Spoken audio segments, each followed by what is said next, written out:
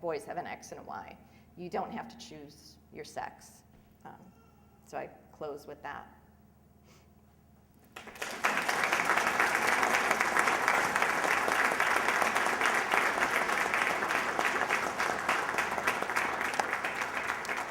Initially, you talked about the Rhode Island Department of Health guidance, and that was really the center of your talk. I didn't hear too much about that, but the guidance does not dictate curriculum. So a lot of what you talked about was this idea that there would be something taught to students that was different than was typically taught. It does not do that. What the guidance does is talk about giving access to students to facilities and to spaces and to making sure that they have the same space for education and the same opportunity to be taught as everybody else.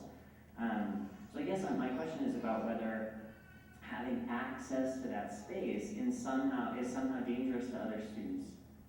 And also, if it sounds a lot to me like what you're doing is suggesting that that the existence of trans people is so threatening to cisgender students that their ability to not hear about trans kids is somehow more important than allowing trans kids access to school. Okay. There are many who disagree with what I have presented about the scientific literature, but I'm stating what's there. And you only have my word that there are many physicians and psychologists on the left who have called and thanked me because if they speak out, they will lose their jobs. If you have 500 physicians saying 2 + 2 = 4, and you have 66,000 saying 2 + 2 = 5, I can't make you believe me that 2 + 2 = 4, but it still does. Why? Okay, number one, yes, the guidance does talk about access, but it talks about being safe and welcoming, and that leads to HRC's curriculum for safe and welcoming schools. It also leads to teachers bringing in picture books, storybooks like the ones I showed. And again, I didn't invent Dr. Kohlberg. I did not invent Dr. Erickson. There is a cognitive development sequence to gender identity, and students most certainly will be introduced to the lie, and it is a lie, that you can be trapped in the wrong body.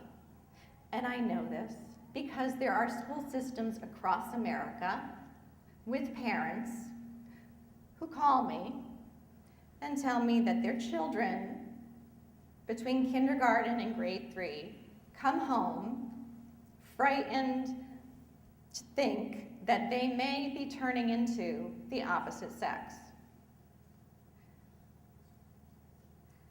And you know, you can smile and laugh, but actually, I find it very interesting because we are to respect your experience, but when children react negatively and are hurt by these books and these mistaken ideas, their experience doesn't count.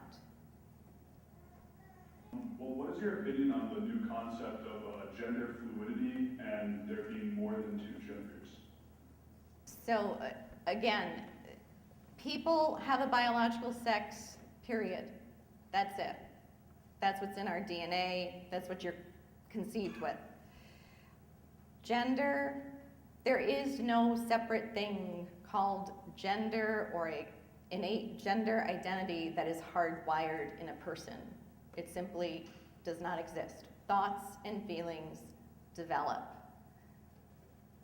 You stated repeatedly about the scarcity of medical studies, of medical evidence, particularly the longitudinal studies about blockers. are you aware of any studies happening right now in those, especially since longitudinal studies take so long and this medical technology is fairly new?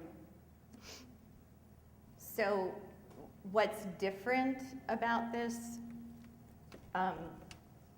treatment, excuse me, what's different about this treatment is that normally you do the longitudinal studies first to prove that the treatment is safe and effective. You don't just decide, hey, this is good and the thing to do, and roll it on out across the country. And it's the latter that happened here.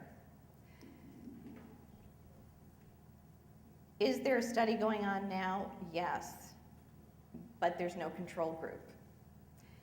So there is a multi-center study, but it's purely observational, funded by the NIH.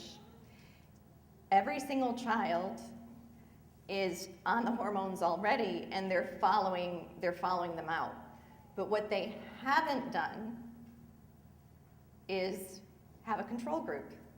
Match your subjects one for one with a child who has gender dysphoria but is going to not be on the hormones. I mean, that's science. You're supposed to have a treatment group with the drug and another treatment group that gets alternative support from psychotherapy, family therapy. So true, we can't have a group of students who get zero treatment, but at a minimum, if you want to follow scientific standards, you would have one group undergoing psychotherapy alone and another group undergoing the hormones and therapy. It would have to be multi-centered, it would have to be at least 10 years long, and over 100 subjects. They have a good number of subjects, but it's not scientific. They're just following them out. So, on the topic of the scientific studies that are ongoing, it seems like what would your opinion, the methods being conducted, because right now it seems like they're ripe for the possibility of confirmation bias. Exactly. Okay. That's what's right. So the next question is more moral, philosophical based. When you started off, you're talking about, and particularly we as Catholics, we talk about having, sin as being a disorder and a consequence of our fallen nature.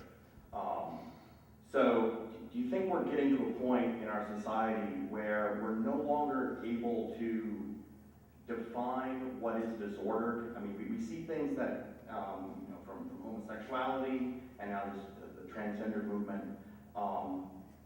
Are we headed down a road where eventually we will no longer be able to say scientifically something is disordered? So say, for example, if I have a child that was born with a missing hemisphere of the brain or something, or some other psychological condition that would cause antisocial behavior. I think I can certainly relate that to psychology. In the past, pretty much every branch of medicine agreed that what was normal was that which functioned according to design. And what happened with gender, when it was called gender identity disorder, there was acknowledgement in that your thoughts did not agree with physical reality. Once they made the shift to gender dysphoria, the disorder became not the discrepancy between thought and reality, but the distress. So whatever alleviates distress is considered, in modern psychology, is considered adequate treatment.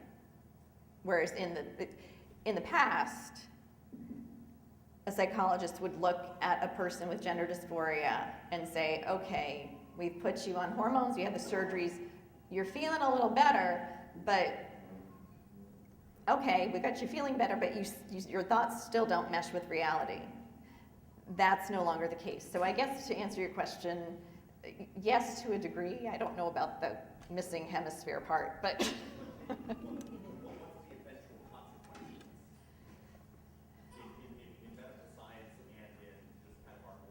oh, you're going to go back to the, well, in the paper that I wrote, I basically said, look, if psychology continues down this road and all you're doing is treating distress, then psychology in terms of psychotherapy is just going to fall apart. I would have to look at my body dysmorphic, disordered patient who thinks that his face is scarred and sent in for cosmetic surgery, which is crazy.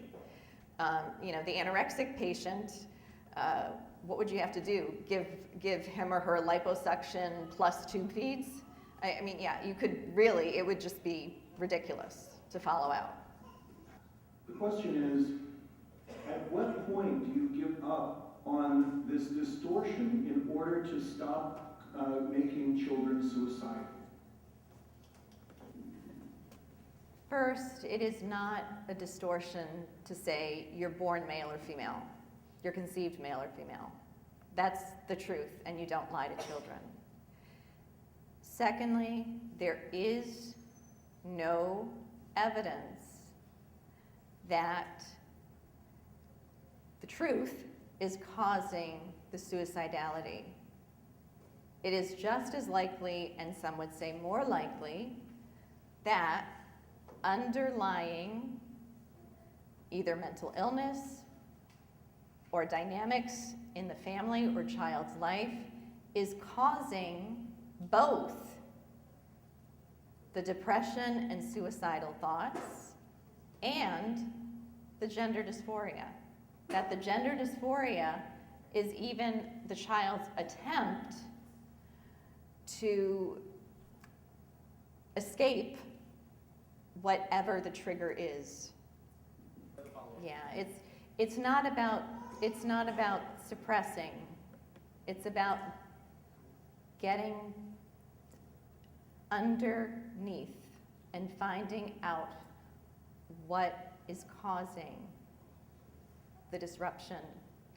There's absolutely no scientific test that you can point to that can show me a difference between an anorexic girl and another girl who claims she's really a boy. They both have beliefs that are contrary to physical reality. There's no genetic test, there's no blood test, there's no psychiatric test. It's simply their felt experience.